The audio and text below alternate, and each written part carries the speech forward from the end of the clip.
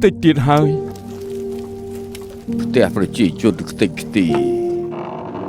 ស្ពានផ្លូវត្រូវបំផ្លាញដោយយន្តហោះអោនក្បាលនឹកស្រុកនឹកភូមិយើងដឹងថាមិនអាចទៅផ្ទះវិញបានទីក្រុងអើយក្រហមនៅលើមេឃខ្ញុំសូមស្បន់ខ្ញុំនឹងធ្វើផ្ទះល្អជាងនឹងឲ្យពួកយើង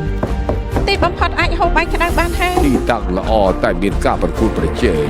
យន្តហោះមកហើយឆាប់ពួនពួកអាចឆ្លៀនពៀនបំផ្លាញផ្ទះហើយលួចទ្រព្យយើងទៀតគ្រួសារយើងអោបគ្នាបន្តិចរាប់1 2 3បាញ់អាចោលឆ្លៀនពៀនយកទៅពុះក្បាលឯងពេលនេះគ្មានអ្វីត្រូវខាត់បងទៀតទេយន្តហោះបំផ្លាញគេតាមចិត្តចឹងអញ្ចឹងត្រូវតែប្រយុទ្ធដល់ស្លាប់បាញ់អរុនវីរៈជនដែនដីសង្គ្រាម